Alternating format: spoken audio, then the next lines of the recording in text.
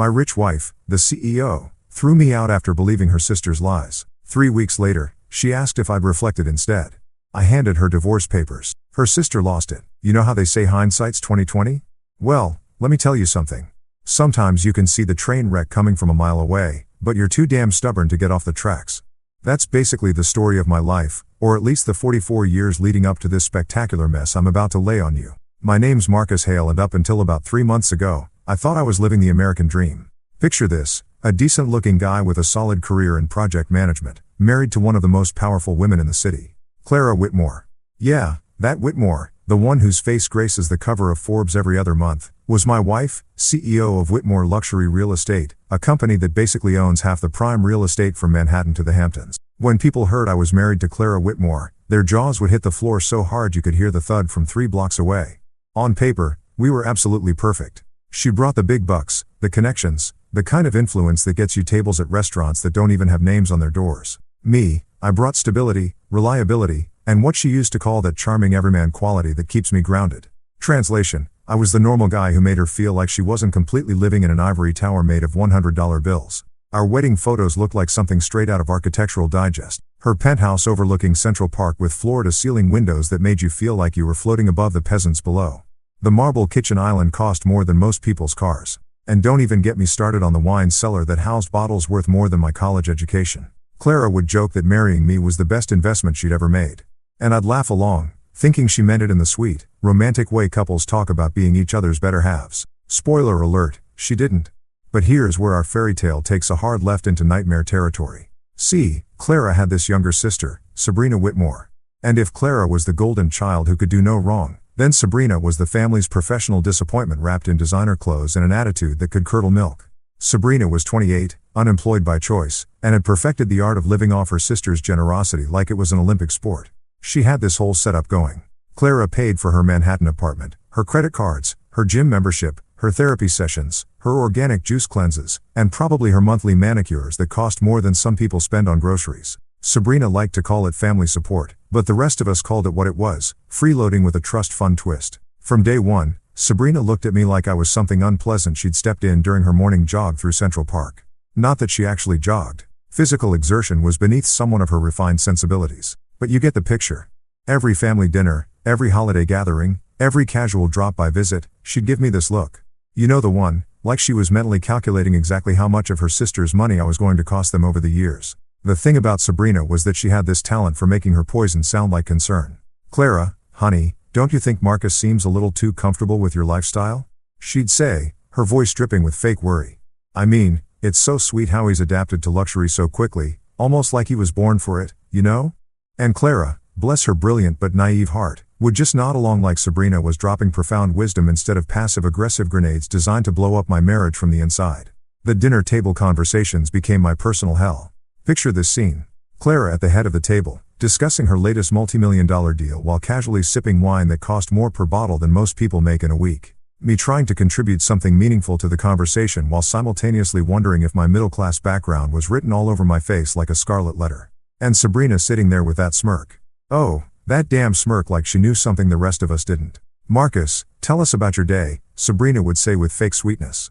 And somehow she'd make it sound like she was asking me to explain quantum physics to a toddler. Did you manage any interesting projects today? Nothing too stressful, I hope. We wouldn't want you getting overwhelmed. The subtext was always there, thick as molasses. You don't belong here. You're not good enough for my sister. You're just another gold digger with better manners. And slowly, painfully, I started to notice Clara changing. The woman who used to look at me like I hung the moon began studying my face like she was trying to solve a puzzle. Her laugh became more polite than genuine. Her questions about my work started sounding less like interest and more like interrogation. How was your day, sweetheart? Became, so, what exactly did you accomplish today? The shift was subtle at first, like watching paint dry or grass grow, but it was there. Every conversation felt like I was being cross-examined by a prosecutor who'd already decided I was guilty. Sabrina was a master manipulator, the kind of person who could plant seeds of doubt so skillfully that you'd swear they grew there naturally. She never outright accused me of anything. That would have been too obvious. Instead, she'd make these little comments, these tiny suggestions that burrowed into Clara's brain like psychological termites. I just worry about you sometimes, Clara. She'd say during their sister bonding sessions that I wasn't invited to. You're so trusting, so generous, Some people might take advantage of that beautiful heart of yours. And Clara, who could spot a bad business deal from a mile away, who could negotiate million-dollar contracts in her sleep, somehow couldn't see that her own sister was playing her like a fiddle. The worst part, I could see it happening. Every single day, I watched my marriage crumble one whispered conversation at a time. One raised eyebrow, one perfectly timed sigh from Sabrina. It was like watching a slow-motion car crash where you're the passenger and someone else is driving straight toward the guardrail. I tried talking to Clara about it once. Big mistake. Huge. She looked at me like I just suggested her sister was running a meth lab out of her Park Avenue apartment. Sabrina loves me, Marcus. She's just looking out for me. Maybe if you tried harder to understand her instead of always being defensive. That's when I realized I was fighting a battle I couldn't win. Because in Clara's mind, I was the outsider, the variable that didn't quite fit the equation of her perfect life. Sabrina had been there first, had 28 years of history, and shared memories and inside jokes. I had 3 years of marriage and a growing reputation as the paranoid husband who couldn't handle his sister-in-law's honest concern. But here's what neither of them knew. I might have been the stable, reliable, everyman husband, but I wasn't stupid. And I sure as hell wasn't going down without a fight. They thought they had me figured out. They thought I'd just roll over and accept whatever fate they decided for me. Boy, were they wrong. If I thought chapter 1 was bad, let me tell you about the masterclass in psychological warfare that Sabrina put on during the following months. This woman didn't just thrive on drama. She practically had a PhD in it. I'm talking about someone who could create conflict in an empty room and somehow make it everyone else's fault. You ever meet someone who treats lying like an art form? That was Sabrina Whitmore in a nutshell. She didn't just tell lies. She crafted them, polished them, and served them up with such conviction that you'd start questioning your own memories. It was honestly impressive in the most terrifying way possible. The affair accusations started on a Tuesday. I remember because I was supposed to meet Clara for lunch at that overpriced bistro she loved downtown. The kind of place where they charge $30 for a salad and call it artisanal. I was running late from a client meeting when my phone buzzed with a text from Clara. Rain check on lunch. Need to think about some things Sabrina told me. Some things Sabrina told her. Those 6 words should have come with a hazmat warning because they were about to poison everything we'd built together. When I got home that evening, the temperature in our penthouse felt like it had dropped about 20 degrees. Clara was sitting in her favorite chair, the white leather monstrosity that cost more than most people's monthly rent. With this look on her face like she'd just discovered I'd been running a human trafficking ring out of our spare bedroom. We need to talk, she said. And brother, if you've ever been married, you know those 4 words are basically the relationship equivalent of code red. All hands on deck. Prepare for impact. Sure, babe. What's up? I said, trying to keep things light while my stomach was doing gymnastics routines that would make an Olympic athlete jealous. Clara took a deep breath. The kind you take before you jump off a cliff or tell someone their dog died. Sabrina saw you having lunch with a woman today. A blonde woman at Cafe Milano. Now, here's where it gets absolutely ridiculous. First off, I wasn't at Cafe Milano. I was in a conference room with 3 middle-aged guys discussing pipeline schedules for a construction project. Second, the only blonde I'd interacted with all day was the barista at Starbucks who spelled my name, Marcus, despite me spelling it out for her. But Sabrina had planted this seed, and Clara was already nurturing it like it was going to bloom into a beautiful garden of justified suspicion. Clara, honey, I was in meetings all day. I can show you my calendar, my emails. Hell, I can probably get security footage from my office building if you want. But here's the thing about Sabrina's lies. They were never just about the facts. They were about creating an atmosphere, painting a picture, building a narrative where I was the villain and she was the concerned sister trying to save Clara from heartbreak. It's not just today, Marcus, Clara said. And I could practically hear Sabrina's voice coming out of her mouth. She's been noticing things. The way you've been dressing better lately, how you've been staying late at work more often, the fact that you've been more attentive to your appearance. I stared at her like she just told me the earth was flat and birds were government surveillance drones. You mean I've been dressing better because you bought me better clothes and staying late because we landed 3 new major clients and taking care of my appearance because I'm married to one of the most successful women in the city and I don't want to embarrass you at business functions. But logic doesn't work when someone's already decided you're guilty. Clara had that look in her eyes, the same one she got when she was closing a particularly difficult real estate deal. She'd made up her mind, and now she was just looking for evidence to support her conclusion. The money accusations came next because apparently I was supposed to be both an unfaithful husband and a financial parasite. According to Sabrina's latest intel, I'd been funneling funds into side businesses and using Clara's connections for personal gain. This was rich coming from someone whose only job was professionally spending her sister's money.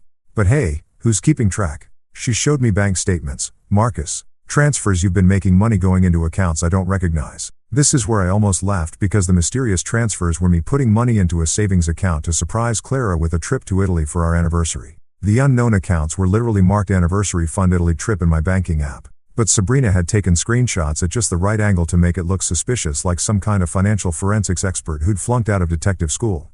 "Clara, those are savings for your anniversary present. I can log into my account right now and show you," she said, and I could practically hear Sabrina whispering in her ear. "You could have set that up as a cover story in case I found out." This is when I realized I was dealing with conspiracy theory levels of paranoia. No matter what evidence I provided, there was always another explanation that painted me as the bad guy. It was like playing chess with someone who changed the rules every time they were about to lose. The worst part wasn't even the accusations themselves. It was watching Clara transform into someone I didn't recognize. This woman who used to trust me completely, who would defend me against anyone and everyone, was now treating every word out of my mouth like it needed to be fact-checked by 3 independent sources. My friends tried to warn me. Dave from work took me out for drinks and said, "Dude, that sister-in-law of yours is straight up toxic. Claire is letting her pull the strings like she's a puppet." My buddy Mike was more direct. "Brother, you need to get ahead of this situation before it gets worse. That Sabrina chick has it out for you, and she's not going to stop until she gets what she wants." But I was stubborn. I thought love would win out over manipulation. I thought 3 years of marriage would count for more than a lifetime of sisterly bonds built on financial dependency and emotional manipulation. I thought Clara would eventually see through Sabrina's games and realize what was happening. I was wrong. Dead wrong. Catastrophically, spectacularly wrong. The confrontation that changed everything happened on a Thursday night. I remember because we were supposed to watch the season finale of that show. Clara liked the one about rich people with rich people problems that somehow made our actual rich people problems seem quaint by comparison. Instead, Clara was waiting for me in the living room with what looked like a full presentation prepared. I'm talking printed emails, highlighted bank statements, a timeline of my alleged infidelities that would have impressed a federal prosecutor. Sabrina's fingerprints were all over it. But Clara presented it like she'd uncovered it all herself. "I can't do this anymore, Marcus," she said, her voice colder than a Manhattan winter. "Sabrina wouldn't lie to me about something this serious. She loves me. She's looking out for me. And everything she's told me, it all adds up." That's when I knew I'd lost. Not because of anything I'd done, but because Sabrina had played the long game perfectly. She'd convinced Clara that love meant suspicion, that trust was naive, and that the sister who'd been bleeding her dry financially was more reliable than the husband who'd been building a life with her. Looking back, I should have seen it coming. But sometimes when you're in the middle of the storm, you can't see the hurricane forming around you. The house that once felt like home had officially become enemy territory. You know that moment in movies where the protagonist gets the rug pulled out from under them, and there's always this dramatic music swelling in the background while they stand there looking shocked and betrayed. Well, real life doesn't come with a soundtrack. And let me tell you, getting kicked out of your own home is a lot less cinematic and a lot more soul-crushingly pathetic than Hollywood would have you believe. It was a Friday evening in October. I remember because the leaves in Central Park were just starting to turn, and I'd been thinking about how Clara and I used to take walks through there during our first autumn together. Funny how your brain focuses on the stupidest details when your world's about to implode. I'd just gotten home from work, loosening my tie and looking forward to a quiet weekend. Maybe ordering from that Thai place Clara liked, watching something mindless on Netflix. You know, normal married couple stuff. Instead, I walked into what felt like a corporate boardroom meeting where I was both the defendant and the guy who didn't get the memo about what he was being accused of. Clara was standing in our living room. Excuse me. Her living room, as I was about to be reminded, wearing that navy blue power suit that meant business. Not the fun kind of business either. The kind of business that ends with someone getting fired, divorced, or in my case, both simultaneously. Her arms were crossed. Her expression was colder than a penguin's ass in Antarctica. And behind her, like some sort of designer dress demon whispering in her ear, stood Sabrina with a smirk that could have powered half of Manhattan. "We need to talk," Clara said, which was becoming her favorite phrase lately. It was like she'd trademarked those 4 words and decided to use them as a weapon of mass destruction against my peace of mind. "Okay," I said, setting down my briefcase and trying to read the room. The vibe was somewhere between funeral parlor and execution chamber, which should have been my first clue that this wasn't going to be a conversation about weekend plans or whose turn it was to pick up the dry cleaning. Clara took a deep breath. The kind you take before you perform surgery or demolish a building. "Pack your things, Marcus. I can't trust you anymore." Just like that. No preamble, no lengthy explanation, no dramatic build-up, just a sentence that hit me like a freight train carrying a cargo load of what the actual hell. I stood there for a moment waiting for the punchline or the hidden camera crew or literally anything that would make this make sense. "I'm sorry," what I managed to say, because apparently my brain had decided to take a little vacation right when I needed it most. "You heard me," Clara said, and her voice had that flat executive tone she used when she was firing underperforming employees. "I want you out of this house tonight. I can't have someone I don't trust living under my roof anymore." Under her roof? Not our roof. Her roof. Because apparently 3 years of marriage had just been me crashing at Clara's place like some kind of overstayed houseguest who'd finally worn out his welcome. Behind her, Sabrina was practically vibrating with satisfaction. She wasn't even trying to hide her glee anymore. The mask was off, the gloves were down, and she was basking in her victory like a cat who'd just caught the biggest, dumbest mouse in the history of pest control. CL, honey, let's talk about this, I said, trying to keep my voice calm and reasonable, like I was negotiating a business deal instead of fighting for my marriage. Whatever Sabrina told you, don't. Clara held up her hand like a traffic cop stopping a speeding car. Don't you dare try to turn this around on my sister. Sabrina didn't make you lie to me. Sabrina didn't make you sneak around behind my back. Sabrina didn't make you use me for my money and connections. It was like listening to a greatest hits album of all the garbage Sabrina had been feeding her for months. Suggestion that slowly killing our twisted half poisonous delivered with the conviction of someone who'd completely bought into the con. None of that is true, Clara, and you know it, I said, and I could hear the desperation creeping into my voice despite my best efforts to stay cool. I've never lied to you. I've never cheated on you, and I sure as hell have never used you for anything. I love you. Sabrina actually snorted at that. Literally snorted like I just told the world's worst joke at the world's most inappropriate time. Oh, please, Marcus. Save the performance for someone who's buying tickets. I'm not talking to you, I said, turning to look directly at her for the first time since this nightmare conversation started. In fact, I'm pretty sure none of this is any of your damn business. It became my business the moment you started hurting my sister. Sabrina shot back, her voice dripping with fake righteous indignation. Clara deserves better than someone who lies to her face every single day. That's when Clara stepped in, and the way she positioned herself slightly in front of Sabrina like she was protecting her from me told me everything I needed to know about where her loyalties lay. Sabrina wouldn't lie to me about something this serious. Marcus, she loves me. She's looking out for me. And frankly, she's been right about you from the beginning. Right about me from the beginning. As in, Sabrina had been planning my downfall since day one. And Clara was just now admitting it out loud. As in, my wife had been listening to her sister poison our marriage for 3 years. And instead of defending our relationship, she'd been taking notes. So that's it?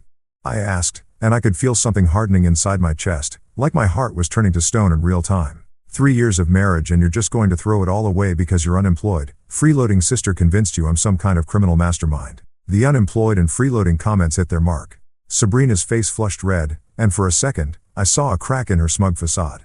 But Clara stepped even further forward, her CEO instincts kicking in to protect her investment. Leave, Marcus. Now, before I call security. She was threatening to call security on her own husband. In the home we'd shared for 3 years. The home where we'd laughed together, fought together, made love, made plans for the future, celebrated anniversaries and birthdays and holidays. She was going to have me escorted out like some kind of trespasser who'd overstayed his welcome at a house party. I looked around the living room one last time, at the couch where we used to watch movies together, at the dining table where we'd hosted dinner parties, at the windows that looked out over the city we'd planned to grow old in together. All of it felt foreign now, like I was looking at someone else's life through a museum display case. Fine, I said, and my voice sounded strange and distant, even to me. I'll pack a bag. As I headed toward the bedroom, her bedroom to grab some clothes and essentials, I could hear Sabrina whispering something to Clara, probably cementing her victory with some final poisonous observation about how this proved she'd been right all along. I threw some shirts, pants, underwear, and toiletries into a single duffel bag, moving on autopilot while my brain tried to process what had just happened. 3 years of my life reduced to whatever I could fit in one bag during a 10-minute packing session while my wife's sister watched from the doorway like a prison guard making sure I didn't steal the silver. When I walked back into the living room, Clara was standing by the door, holding it open like she couldn't wait to get me out of her sight. Sabrina was practically bouncing on her toes with excitement. This is a mistake, Clara, I said one last time. And someday you're going to realize it. The only mistake I made was trusting you in the first place, she replied, not even looking at me. So, I walked out. I walked out of the penthouse, out of the building, out of the life I'd built with someone I thought loved me enough to at least give me the benefit of the doubt.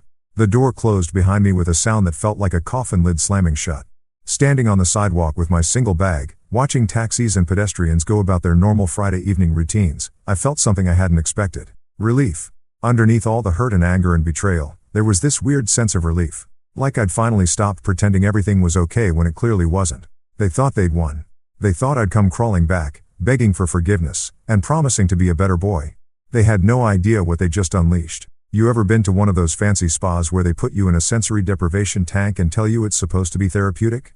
Well, Let me tell you about the 3 weeks I spent in my crappy downtown apartment because it was basically the same experience except instead of finding inner peace, I was plotting the most elegant revenge in the history of marital warfare. My new place was what real estate agents like to call cozy and normal people call a shoe box with delusions of grandeur. 600 square feet of pure mediocrity, complete with a refrigerator that sounded like a dying whale and neighbors who apparently thought practicing interpretive dance at 2 o'clock in the morning was a perfectly reasonable life choice. After 3 years of living in Clara's penthouse palace, this place felt like I'd been demoted from first class to the cargo hold of life.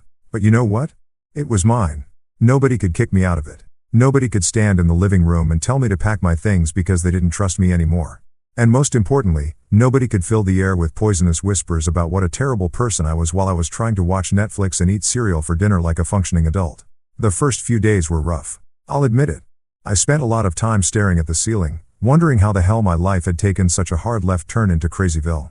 I'd wake up in the morning and reach for Clara, only to remember that Clara was probably having champagne breakfast with her psychotic sister, celebrating their victory over the evil husband who'd apparently been running some kind of long-con marriage scam for 3 years. But here's the thing about hitting rock bottom. It's actually pretty solid ground to build on. And while I was sitting there in my apartment eating takeout Chinese food and wondering if this was what a midlife crisis looked like, something interesting started happening. My phone wasn't ringing. Not once. Not a single call from Clara asking how I was doing or if I was okay or if maybe we should talk about things like adults instead of letting her sister orchestrate my exile like some kind of designer-dressed puppet master. Radio silence. Complete and total radio silence, which told me everything I needed to know about how much my 3-year marriage had really meant to her. Apparently, throwing out your husband was like throwing out old furniture. Once it's gone, you don't really think about it anymore. But Sabrina was having the time of her life. Social media became her personal victory lap, and I got to watch the whole show from my front row seat in Loserville. Instagram stories featuring expensive lunches with captions like "so grateful for family who really have your back." Facebook posts about toxic people and how sometimes you have to cut dead weight to truly flourish. Twitter updates about supporting strong women who deserve better. Each post was like a little digital middle finger aimed directly at me. And the worst part, she was doing it all from Clara's accounts, Clara's events, Clara's money. The unemployed sister who'd never worked a day in her life was playing social media influencer with someone else's success. And somehow I was the villain in this story. But instead of getting pissed off, which is what the old Marcus would have done, I started getting curious. Because here's what didn't add up. If I was such a terrible husband, such a lying, cheating, money-grabbing scumbag, why wasn't Clara talking about it? Why wasn't she posting her own free at last celebration posts? Why was Sabrina doing all the public victory dancing while Clara stayed conspicuously quiet? That's when I started paying attention to the details. And brother, when you're a project manager who spent 20 years of his career catching other people's mistakes and fixing other people's messes, you develop a pretty good eye for things that don't quite line up. Like the fact that Clara's company had been unusually quiet lately. No big announcements, no new developments, no press releases about record-breaking sales quarters. For a woman who usually treated her business success like a full-contact sport, the silence was deafening. Like the fact that Sabrina's social media posts, while frequent and obnoxious, were all taking place at the same handful of locations. The Penthouse, that overpriced cafe, Clara liked, the same 3 or 4 restaurants. For someone who was supposedly living her best life, she wasn't getting around much. Like the fact that none of Clara's business associates or friends had reached out to me, not to offer condolences, not to ask what happened, not even to be nosy about the divorce rumors that were probably circulating through their social circles like wildfire. In a community where gossip traveled faster than bad stock tips, the complete silence was weird. So, I started doing what I do best, research. Not the creepy stalker kind of research. I'm not a psychopath, but the methodical professional kind of research that comes from years of managing complex projects where one missed detail can cost everyone involved a fortune. I started with the easy stuff. Public records, business filings, anything that was legally available to anyone who bothered to look. And that's when things started getting interesting. Turns out Whitmore Luxury Real Estate had been having what you might call a challenging fiscal quarter. Several deals had fallen through. A couple of major investors had pulled out and there were some regulatory issues with a development project that had been Clara's pet project for the past 2 years. Nothing catastrophic, but definitely not the kind of smooth sailing Clara was used to. Then I started looking into the prenup. You remember the prenup, right? The one Clara had insisted on back when we were so in love that she wanted to make sure I was protected if anything ever happened to her business empire. The one she drafted when she was still thinking with her heart instead of listening to her sister's paranoid fantasies. Here's something most people don't know about prenups. They're not just about protecting the wealthy spouse from the poor spouse. Sometimes, depending on how they're written and when they're signed, they can work the other way around, especially when the wealthy spouse initiates a divorce based on false accusations and refuses to attempt counseling or mediation. I spent hours reading through that document. And let me tell you, 3 years ago, Clara had been a very different person from current Clara. 3 years ago, Clara had been madly in love and wanted to make sure I felt secure in our marriage. She'd insisted on clauses that would protect me if she ever became abusive, controlling, or unfaithful. She'd included provisions for substantial alimony if the marriage ended due to her misconduct or unreasonable behavior. Unreasonable behavior like, say, throwing your husband out of the house based on lies told by your freeloading sister without any evidence of actual wrongdoing and refusing to even attempt to work through your problems like adults.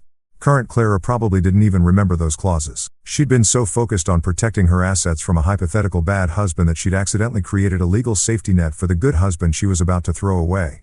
While I was discovering this interesting legal tidbit, I also started documenting everything.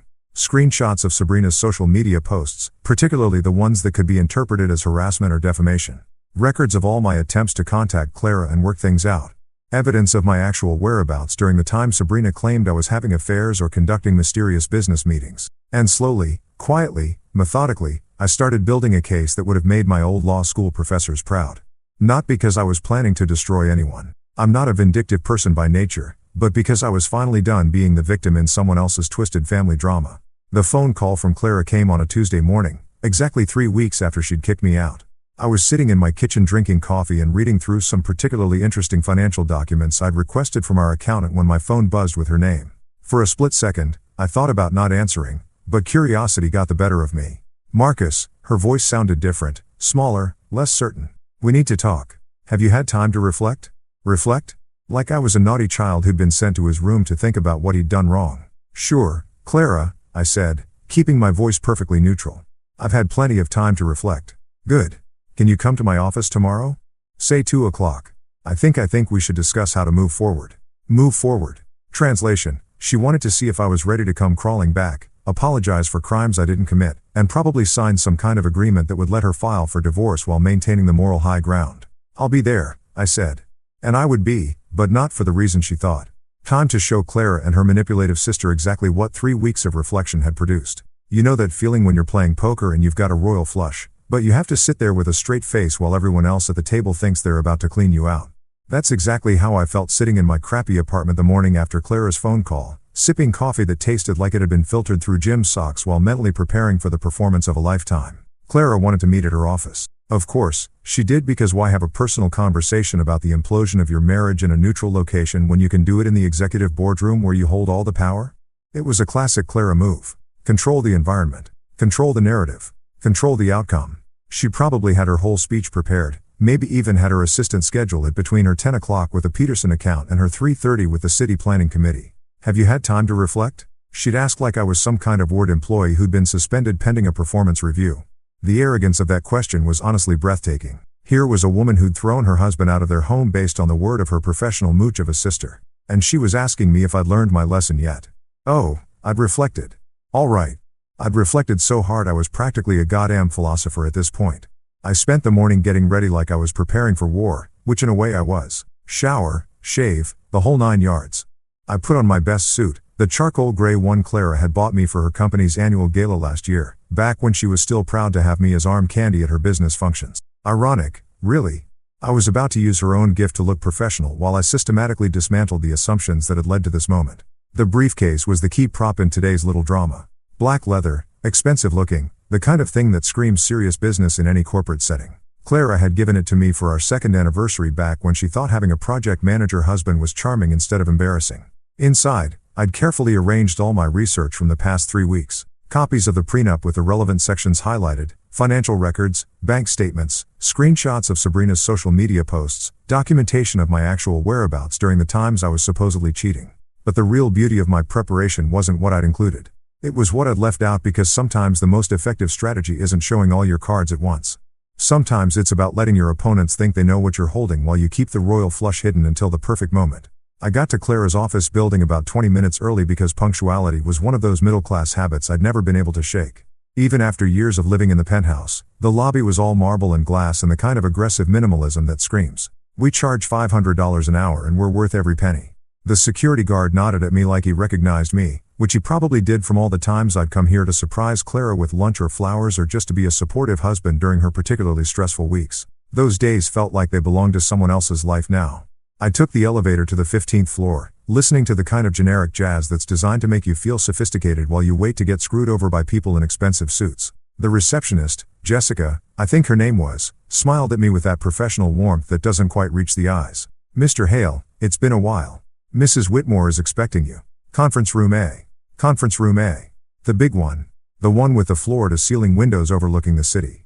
The one where Clara held her most important meetings with investors and city officials. She wasn't just meeting with me. She was making a statement. This was business now, not personal. I was being summoned to the principal's office to discuss my behavioral issues. I sat in the waiting area watching Clara's employees go about their daily routines. These were people I'd met at company parties. People who'd congratulated me when Clara and I got married. People who had probably been gossiping about my mysterious disappearance for the past 3 weeks. I wondered how many of them knew the real story versus Sabrina's version of events. I wondered how many of them actually cared. The thing about corporate environments is that they have this way of making everything feel important and official, even when it's just personal drama dressed up in business attire. But that formality works both ways. If Clara wanted to treat this like a business meeting, then I was going to give her the full professional experience. My phone buzzed with a text from my lawyer. "Documents ready when you are. Give them hell." Documents plural. Because while Clara had been spending the past 3 weeks basking in her victory over the terrible husband, I'd been doing something she apparently hadn't considered.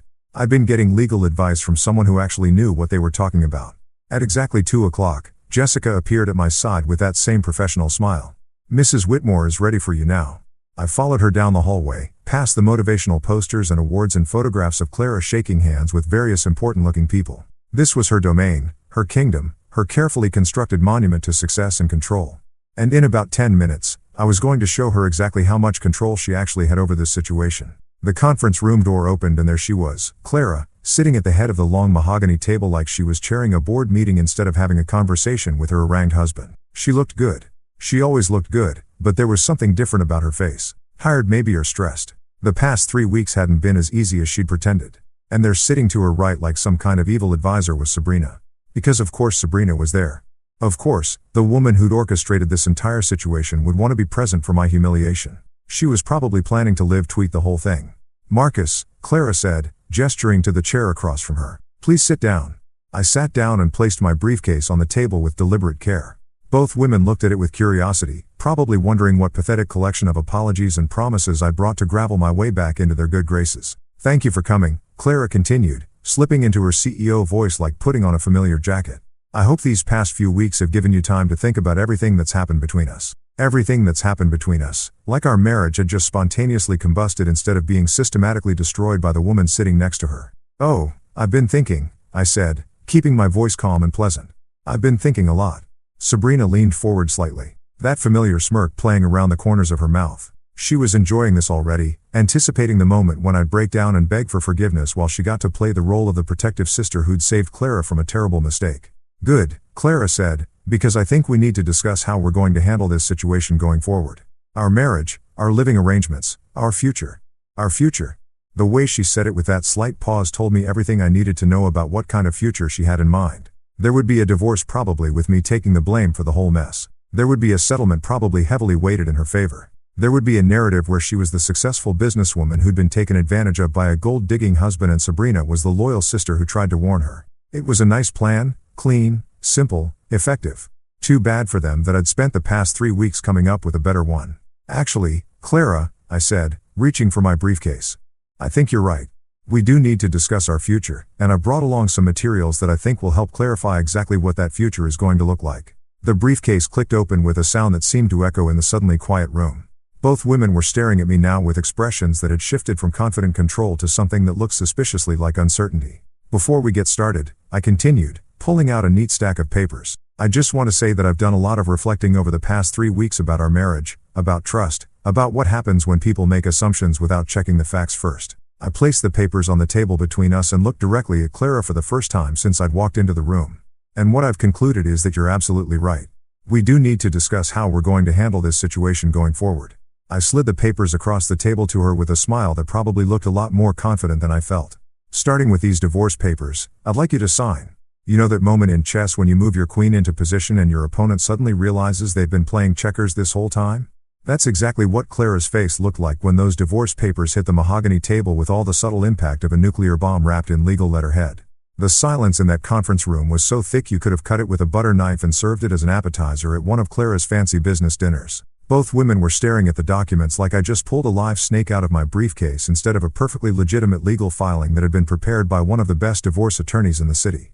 Clara's hand was hovering over the papers like she was afraid they might burst into flames if she actually touched them. Her perfectly composed CEO mask was starting to crack around the edges, and I could practically see the gears turning in her head as she tried to figure out how the hell the meeting had gotten away from her this quickly.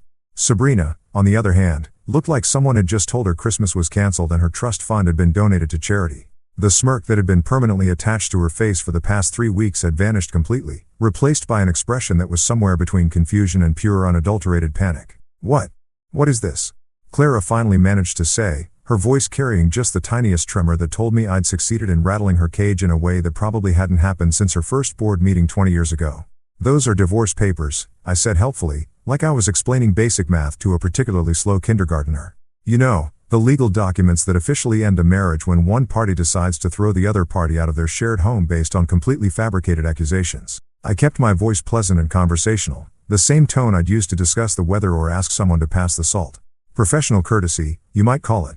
After all, we were in a business setting, and I believed in maintaining appropriate workplace decorum, even when I was systematically destroying someone's assumptions about how this conversation was going to go. Clara picked up the papers with hands that were definitely not as steady as they've been 5 minutes ago. Her eyes started scanning the first page, and I watched her face go through a fascinating series of expressions as the reality of the situation began to sink in. Confusion gave way to shock. Shock gave way to disbelief, and disbelief was rapidly approaching something that looked suspiciously like the early stages of pure terror. Marcus, she said slowly, like she was trying to talk a jumpy horse into not throwing her off a cliff. Surely, we can discuss this like adults. There's no need for lawyers and legal proceedings. We can work something out privately. Privately. Translation, she wanted to negotiate this mess behind closed doors where she could control the narrative and minimize the damage to her reputation, where she could spin it as a mutual decision instead of the train wreck it actually was. Oh, we absolutely can discuss this like adults. I agreed cheerfully. In fact, that's exactly what we're doing right now. You're an adult. I'm an adult. And these are adult consequences for adult decisions. Funny how that works, isn't it? Sabrina had been unusually quiet during this exchange, which should have been my first warning that she was about to do something spectacularly stupid, but I was so focused on watching Clara's world crumble in real time that I didn't notice the storm brewing in the cheap seats until it was too late. You can't do this. Sabrina suddenly exploded, slamming her manicured hand down on the table hard enough to make the water glasses jump. You can't just waltz in here and destroy my sister's life because you got caught red-handed. And there it was. The mask was completely off now. And Sabrina was showing her true colors in all their ugly, manipulative glory. Gone was the concerned sister act. The subtle poison whispered in Clara's ear. This was pure, undiluted rage from someone who just realized that her carefully constructed house of lies was about to come tumbling down around her ears. Caught red-handed doing what exactly? I asked, turning to look at her directly for the first time since this whole circus had started. Please enlighten me. What exactly was I caught doing? You know what you did? She shrieked, her voice hitting a pitch that probably had dogs howling 3 blocks away. The affairs, the money, the lies. Which affairs? I interrupted calmly. The ones where I was supposedly seen at Café Milano when I was actually in a conference room with witnesses who can verify my whereabouts. Or maybe you're talking about the mysterious blonde woman who turned out to be a barista at Starbucks who can't spell my name correctly on a coffee cup. Sabrina's face was turning an interesting shade of red that clashed horribly with her designer outfit. The money transfers, the secret accounts, you mean my anniversary savings account. I pulled out my phone and opened my banking app with theatrical precision. The one labeled Anniversary Fund Italy trip that I was using to surprise Clara with a romantic vacation. Would you like to see the screenshots or should I just email them directly to Clara's legal team? This was the beautiful thing about dealing with pathological liars. They never expect you to have actual facts to back up your side of the story. They get so used to operating in a world of whispered suggestions and manufactured drama that they forget normal people keep records of things like bank statements and work schedules. Clara was still reading through the divorce papers, and I could tell she'd gotten to the really interesting parts because her face had gone from pale to absolutely ghostly. She was looking at the prenup clauses, the ones that spelled out in excruciating legal detail exactly what happened when a marriage ended due to unreasonable behavior on the part of the wealthy spouse. Unreasonable behavior like refusing to investigate accusations before acting on them. Like throwing your spouse out of the marital home without cause. Like prioritizing the word of a financially dependent family member over the person you'd promised to love, honor, and trust until death do you part. Marcus, Clara said quietly. And for the first time in months, she sounded like the woman I'd married instead of the co who'd been interrogating me over dinner for weeks. These clauses, I don't remember agreeing to these terms. You insisted on them, I reminded her gently. You said you wanted me to feel secure in our marriage. You said you never wanted me to worry that you might use your wealth as a weapon against me if things got difficult. The irony was so thick, you could have used it to pave roads. Clara had been so concerned about protecting me from hypothetical future Clara that she'd accidentally created a legal safety net for exactly this situation. Sabrina was reading over Clara's shoulder now, and I watched her face go from red to white to an interesting shade of green as she realized what those highlighted sections actually meant. Her sister, her meal ticket, her source of income, her entire lifestyle was about to become significantly less wealthy.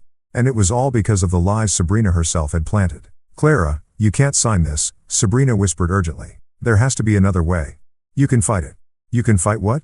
Clara asked, and her voice sounded hollow and defeated. Fight the prenup I insisted on. Fight the documented evidence that Marcus wasn't actually cheating. Fight the fact that I threw my husband out of our home based on accusations I never bothered to verify. She looked up at me and for a moment I saw a flash of the woman I'd fallen in love with 4 years ago. The one who was brilliant and successful but also vulnerable and uncertain beneath all that corporate armor. How much? She asked quietly. I pretended to think about it for a moment even though I'd memorized every single clause and calculation weeks ago.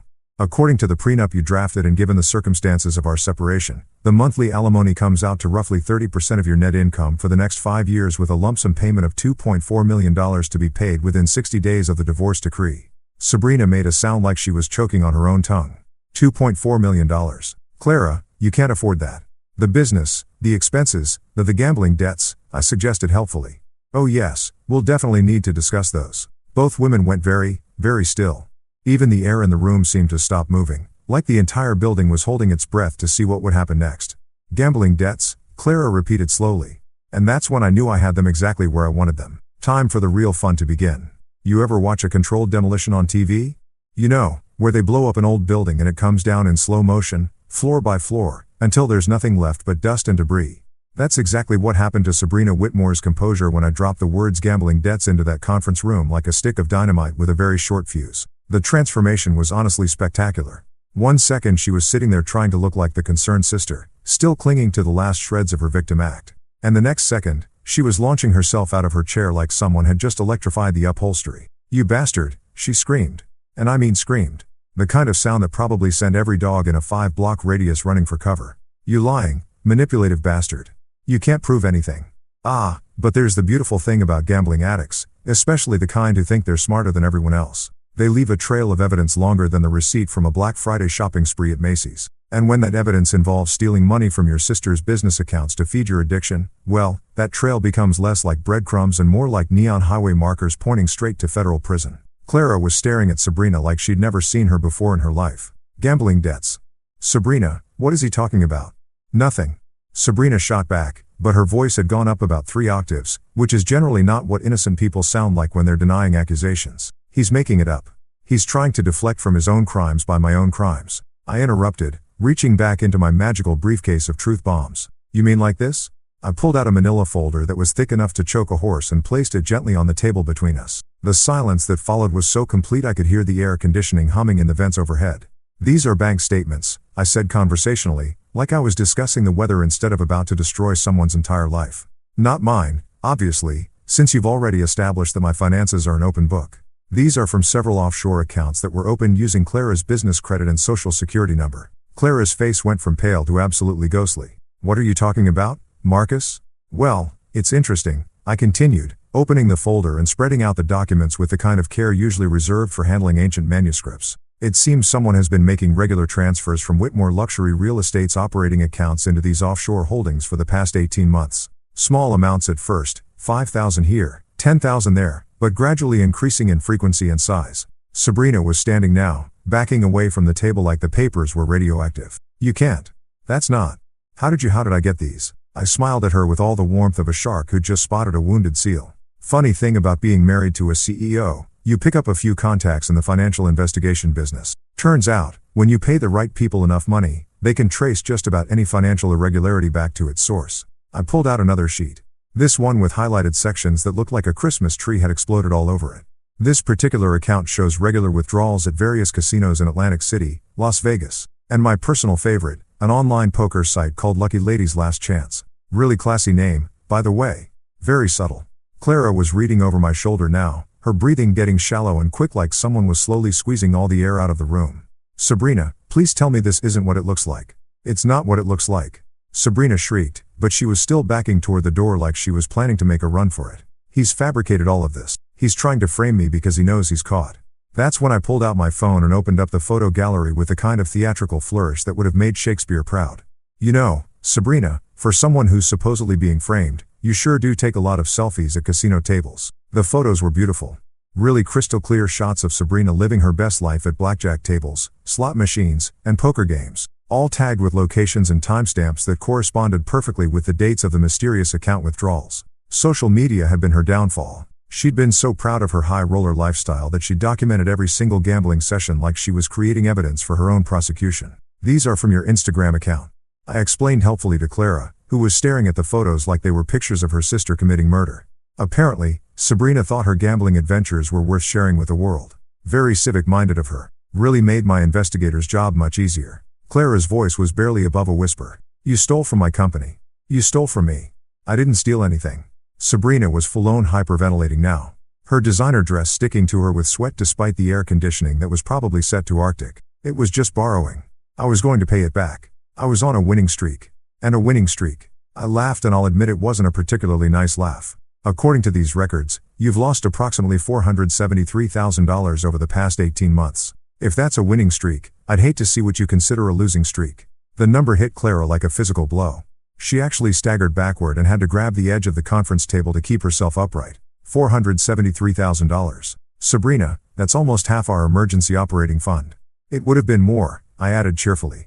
But the accounts got flagged by the fraud prevention system last month. Turns out banks get suspicious when someone suddenly starts making large transfers to offshore gambling sites. Who knew? That's when Sabrina completely lost what was left of her mind. She started screaming, not words, just pure inarticulate rage. And before anyone could react, she grabbed the water pitcher from the conference table and hurled it at me with the kind of accuracy that suggested she'd been practicing. I ducked. The picture shattered against the wall behind me in a very satisfying explosion of glass and water. And suddenly, the conference room looked like a hurricane had blown through it.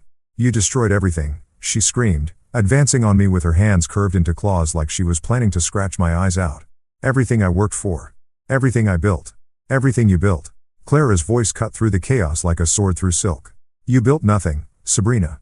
You've never worked a day in your life. You've been living off my money, stealing from my company, and apparently lying to me about everything for years. The sisters were facing each other now across the wreckage of the conference room, and the family resemblance had never been clearer.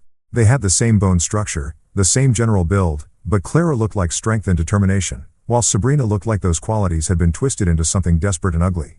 I protected you from him. Sabrina shrieked, pointing at me like I was the devil himself. He was using you. He was going to take everything you worked for.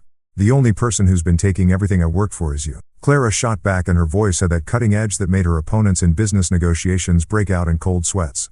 You've been robbing me blind while telling me my husband was the criminal.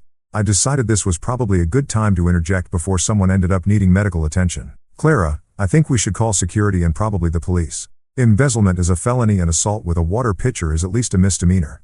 The word police seemed to snap Sabrina back to something resembling reality. She stopped advancing on me and started looking around the room like she was just now realizing how completely screwed she was. CL, please, she said. And suddenly, her voice was small and desperate instead of angry. I'm your sister. Family, we can work this out. I can get help. I can go to therapy, join Gamblers Anonymous, whatever you want. Just don't. Don't what? Clara interrupted. Don't hold you accountable for stealing from me. Don't expect you to face consequences for destroying my marriage. Don't demand answers for why you've been systematically lying to me for months. The fight went out of Sabrina all at once like someone had pulled her plug. She collapsed back into her chair and started crying.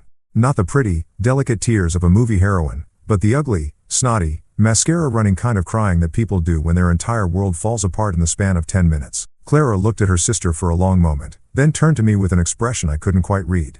Marcus, she said quietly, I owe you an apology. A very big apology, but I wasn't done yet. Not by a long shot. Actually, Clara, I said, gathering up my papers with deliberate care. I think what you owe me is a signature on those divorce papers. The real reckoning was just getting started. You know what they say about truth being stranger than fiction? Well, let me tell you.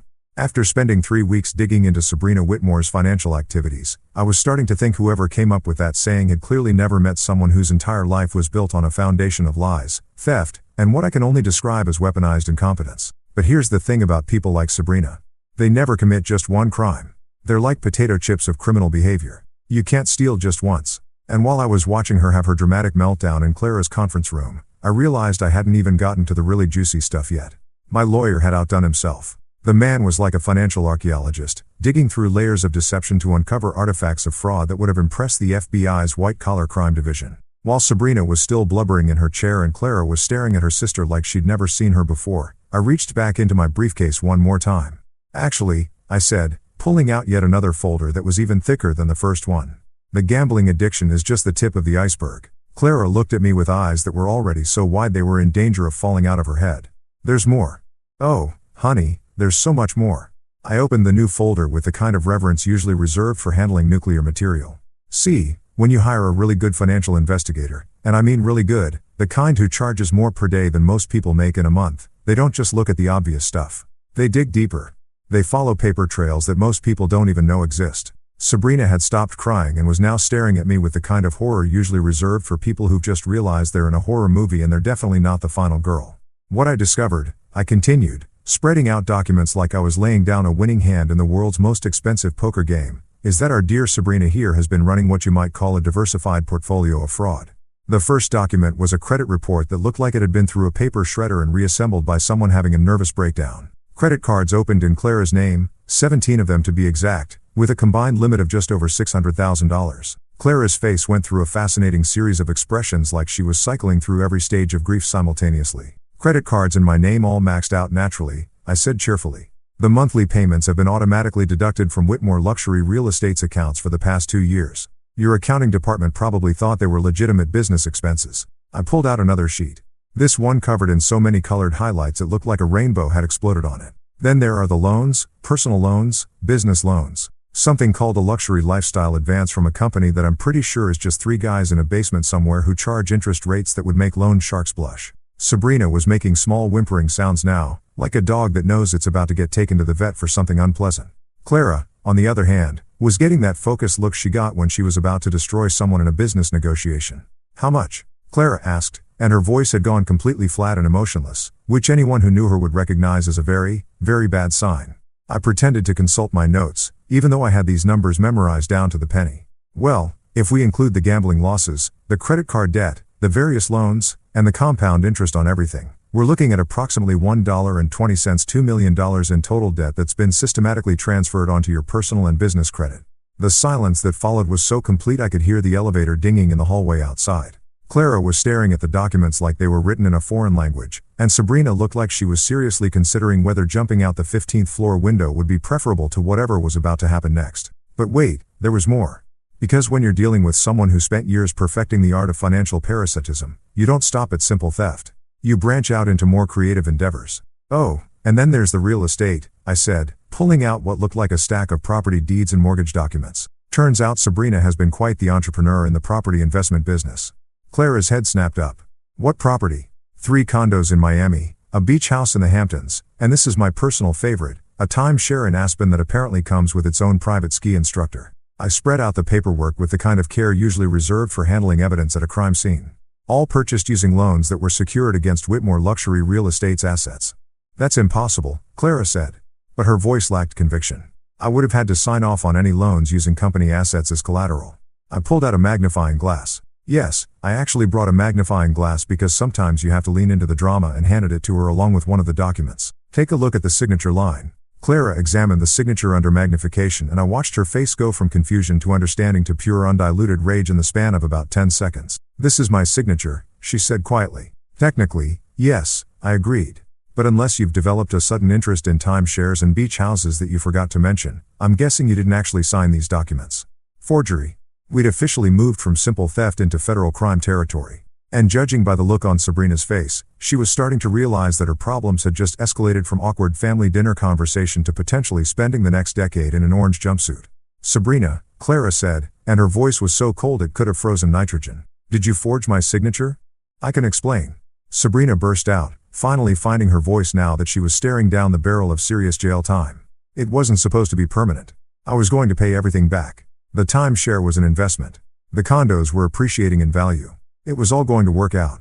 You forged my signature to steal over $1 million, Clara said slowly, like she was testing each word to make sure it was real. You destroyed my marriage with lies while you were robbing me blind. You've been living off my money, sleeping in a bed I paid for, eating food I bought, while systematically destroying everything I've worked for.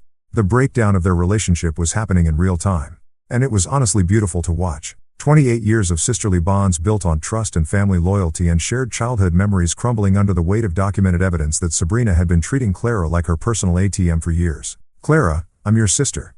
Sabrina wailed, playing her last card with all the desperation of someone who's just realized they're holding a losing hand. Family blood. That has to count for something. You're right, Clara said, standing up slowly and walking over to where Sabrina was cowering in her chair. It does count for something. It makes what you've done so much worse. She picked up her phone and started dialing. Who are you calling? Sabrina asked, though I think we all knew the answer. The police, Clara said calmly, and then my lawyer, and then my accountant, and then probably the FBI, because I'm pretty sure what you've done crosses state lines, which makes it a federal crime. Sabrina started crying again, but this time it wasn't the angry, frustrated crying from before. This was the kind of desperate, hopeless crying that people do when they realize their entire life has just imploded and there's no way to put the pieces back together. Clara looked at me across the wreckage of the conference room, across the destroyed remains of our marriage and her relationship with her sister, and for the first time in months, I saw something in her eyes that looked like respect. Marcus, she said quietly, I need to ask you something, and I need you to be completely honest with me. I waited. Is there any chance at all, that we could find a way to fix this? And that's when I knew I had her exactly where I wanted her. You know that moment in every revenge movie where the hero has the villain exactly where they want them, and you're sitting there waiting to see if they're going to show mercy or deliver the killing blow? Well, let me tell you something about real life. Sometimes the most devastating thing you can do to someone isn't destruction. Sometimes it's just walking away and letting them live with the consequences of their own choices. Clara was looking at me with those big, desperate eyes that had once made melt like butter on hot toast. The same eyes that had convinced me to propose, that had made me believe I was the luckiest guy in the world when she said yes. That had looked at me with such love and trust during our wedding ceremony, that I'd actually teared up in front of 300 of Manhattan's most influential people. Now those same eyes were pleading with me to save her from the wreckage of her own making. Is there any chance we could fix this? She'd asked, and the hope in her voice was so fragile, it was practically heartbreaking. Almost. I stood up slowly, gathering my papers with the same methodical care I'd used throughout this entire spectacular show. Every document went back into its proper folder. Every folder went back into the briefcase. Every piece of evidence that had just demolished her world packed away neat and tidy like I was cleaning up after a particularly successful business presentation. Fix this, I repeated, testing the words like I was trying to figure out what language she was speaking. CL, honey, I'm not sure you understand what this actually is anymore. Behind her, Sabrina had finally managed to stop crying long enough to pay attention to our conversation, and I could see the desperate calculation in her eyes. She was probably thinking that if Clara and I got back together, maybe she could somehow wiggle out of the legal nightmare she'd created for herself. Maybe Big Sister would protect her one more time, cover for her crimes, find a way to make all the bad stuff disappear like it always had before. Too bad for Sabrina that those days were officially over. I know I made mistakes, Clara said. And credit where credit's due. She was trying to maintain some dignity even though her entire world was collapsing around her ears. I know I trusted the wrong person. I know I should have believed you instead of. She gestured vaguely at her sister who was still huddled in her chair like a designer-dressed gargoyle. Instead of me, I finished for her. Instead of your husband, instead of the man you promised to love, honor, and trust until death do us part. Instead of the guy who spent 3 years of his life building a relationship with you while your sister was systematically robbing you blind and poisoning your mind against me. Each word hit her like a physical blow. And I could see her flinch with every accusation. But here's the thing about consequences. They don't care about your feelings. They don't care how sorry you are or how much you regret your choices. They just exist heavy and permanent and utterly unforgiving.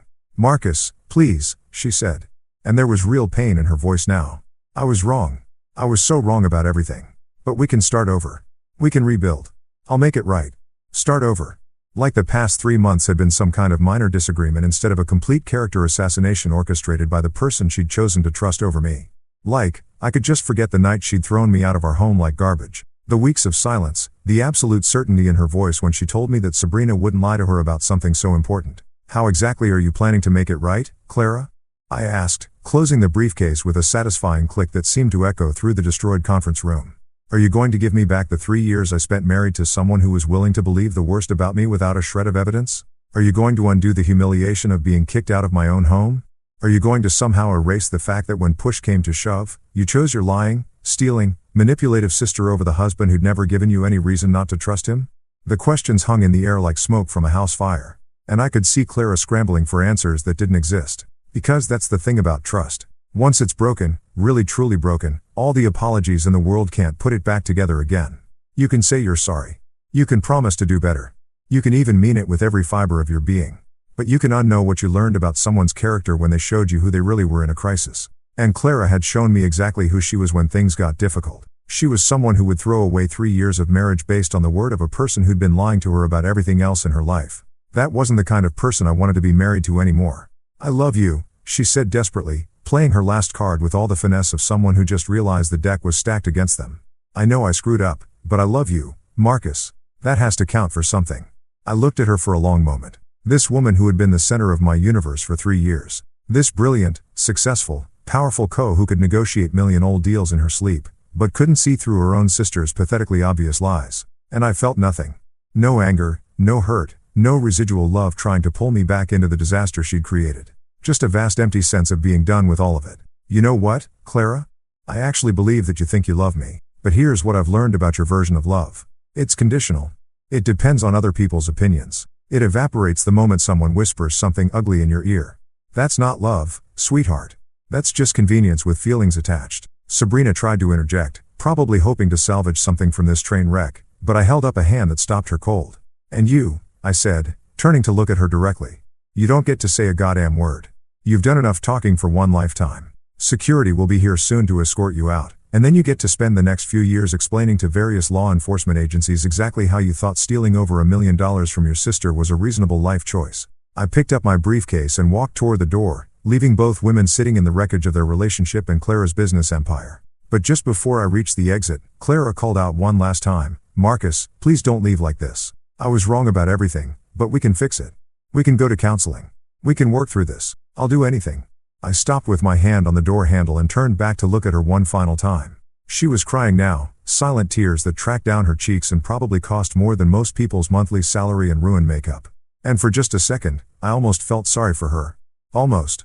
You want to know the really sad part about all of this, Clara?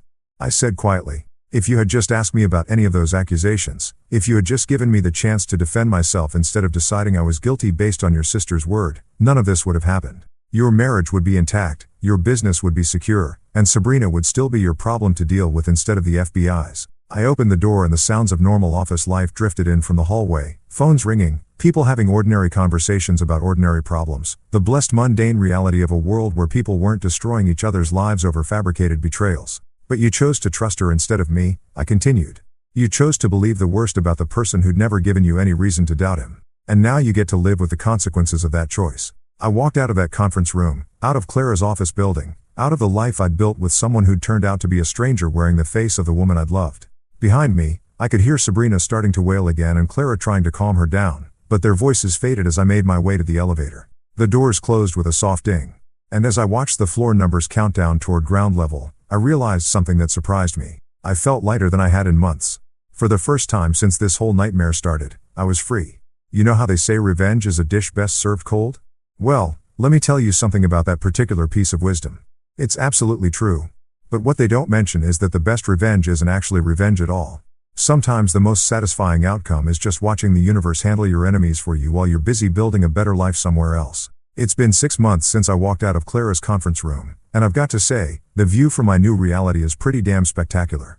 I'm sitting in my new office. Not the cramped downtown shoebox I'd been hiding in during the divorce proceedings, but a legitimate office with windows that actually open and a coffee maker that doesn't sound like it's having an existential crisis every time I use it. The sign on the door reads, Hail Project Solutions, and business has been better than I ever imagined possible. Turns out when you spend 3 years married to one of the most connected women in the city's business community, you pick up a few contacts of your own. And when those contacts hear that you're newly single and available for freelance project management work, and they've always thought you were the brains behind some of Clara's more successful ventures anyway, well, let's just say my phone started ringing pretty much the day after the divorce was finalized. The irony is beautiful. Really, Clara used to joke that I was her secret weapon in negotiations. The guy who could spot problems before they became disasters and keep complicated projects running smoothly. She thought she was being complimentary, but what she was actually doing was advertising my skills to every major player in Manhattan's business scene.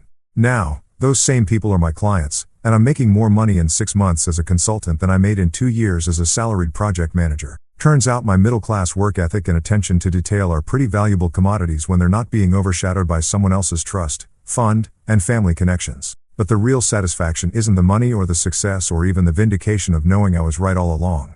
The real satisfaction is watching Clara's empire crumble in real time while I'm building something solid and sustainable with my own 2 hands. The news started trickling in about a month after I left. Dave from my old job called me up, barely able to contain his excitement as he filled me in on the latest gossip from the Manhattan business community. "Dude, you're not going to believe this," he'd said.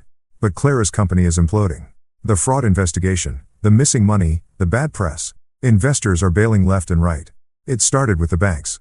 Once they realized the extent of Sabrina's financial crimes, they began calling in loans and freezing accounts faster than you could say embezzlement. Clara found herself dealing with the kind of cash flow problems that would make a small business owner break out in cold sweats. Except she was trying to manage it while running a multi-million-dollar real estate empire. Then came the clients.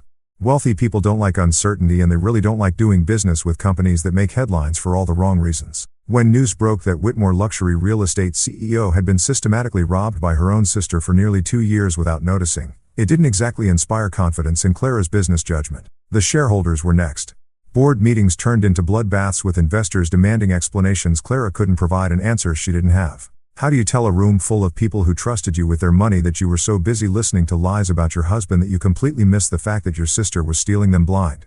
The final nail in the coffin was the regulatory investigation. When federal agencies start looking into your business practices, it doesn't matter how innocent you are. The mere existence of an investigation is enough to scare away anyone who might have been willing to stick around through the financial problems and the bad press. Within 4 months, Clara had gone from Manhattan real estate royalty to just another failed. So, looking for a buyer willing to take over her debt-ridden company for pennies on the dollar. The personal toll was even more spectacular to watch from a distance. Clara had to sell the penthouse, the same penthouse she'd thrown me out of with such righteous certainty. She downsized to a modest apartment in Queens, which must have felt like being exiled to Siberia for someone who'd spent her entire adult life living in Manhattan luxury. The social circle she'd cultivated so carefully over the years evaporated overnight. Turns out, when you're no longer useful to people who only valued your connections and your ability to host expensive dinner parties, those friendships disappear faster than free drinks at a wedding reception. But the real kicker, the absolute cherry on top of this poetic justice sundae, was what happened to Sabrina. My lawyer kept me updated on her legal proceedings with the kind of professional glee usually reserved for people who just won the lottery. Federal charges for wire fraud, identity theft, and embezzlement across state lines. The kind of charges that come with mandatory minimum sentences and the distinct possibility of spending the next decade explaining to federal prison inmates why you thought stealing from your sister was a reasonable career choice. Sabrina tried to make a deal. Of course, she offered to testify against Clara, claiming that her sister had been complicit in the financial schemes all along. But here's the problem with being a pathological liar who spent years manipulating everyone around you. When you finally need people to believe you, you discover that your credibility account is completely overdrawn. The prosecutors weren't interested in her testimony because they couldn't trust anything that came out of her mouth. Her own defense attorney reportedly described her as the least reliable witness in the history of federal criminal proceedings. And Clara, despite everything Sabrina had put her through, refused to throw her sister completely under the bus, which meant Sabrina couldn't even get a deal by fully cooperating. She got 8 years in federal prison, and from what I hear, she's not adjusting well to life without credit cards and personal shoppers. Clara tried reaching out to me a few times during those chaotic months. Voicemails that started apologetic and gradually became more desperate as her situation deteriorated. Text messages that range from, "I hope you're doing well," to, "Please, I need to talk to someone who understands what really happened." I ignored every single one, not out of spite, though I'll admit spite played a small role in my decision-making process. I ignored them because I genuinely had nothing to say to her. What was I supposed to do? Offer comfort to the woman who destroyed our marriage based on lies? Provide business advice to someone who demonstrated such spectacularly poor judgment? Pretend that 3 years of my life hadn't been wasted on someone who valued her sister's manipulation over her husband's honesty? The final paperwork for our divorce was signed on a Tuesday morning in October, exactly 1 year after she'd thrown me out of the penthouse. I met her at the courthouse, neutral ground, lawyers present, everything official and impersonal. She looked smaller than I remembered, worn down by months of stress and financial pressure and the kind of social isolation that comes from being publicly humiliated in a very small, very gossipy business community. "Marcus," she said as we waited for the judge to process the final documents, "I want you to know that I understand now about everything about what she did to us, about what I did to us. I understand that I destroyed the best thing in my life because I was too proud and too stupid to see what was right in front of me." I looked at her, really looked at her for the first time in months, and felt absolutely nothing. No anger, no sadness, no residual affection. She was just a stranger who happened to share some unpleasant history with me. I know you do, I said quietly, but understanding what you did wrong doesn't undo the damage. It doesn't give me back the 3 years I spent married to someone who was willing to believe the worst about me without evidence. It doesn't change the fact that when our marriage was tested, you chose your sister over me. If I could take it all back, but you can't. I interrupted gently. And that's the point, Clara. Some mistakes don't get do-overs. Some trust, once broken, can't be repaired. Some relationships, once destroyed, can't be rebuilt. The judge called our case and we went through the final formalities of legally ending what had once been the most important relationship in both our lives. Signatures, stamps, official declarations that Marcus and Clara Hale were no longer married, no longer legally bound to each other, free to pursue separate futures. Walking out of that courthouse, I felt something I hadn't experienced in over a year. Genuine happiness. Not the bitter satisfaction of watching your enemies destroy themselves. Not the grim pleasure of being proven right about everything, but real honest-to-God happiness about what came next. I had a business that was thriving, friends who actually valued me for who I was instead of what I could provide, and for the first time in my adult life, a future that belonged entirely to me. 6 months later, I can honestly say that getting thrown out of that penthouse was the best thing that ever happened to me. Not because I enjoyed the pain or the humiliation or the months of legal battles, but because it forced me to discover that I was stronger, smarter, and more capable than I'd ever given myself credit for. Clara's world collapsed because she built it on a foundation of other people's money and other people's lives. My new world is solid because I built it myself. One honest client relationship and one successful project at a time. And when I signed those final divorce papers, I didn't just end my marriage to Clara Whitmore. I began my life as Marcus Hale. And let me tell you, it's a hell of a lot better than anything I left behind.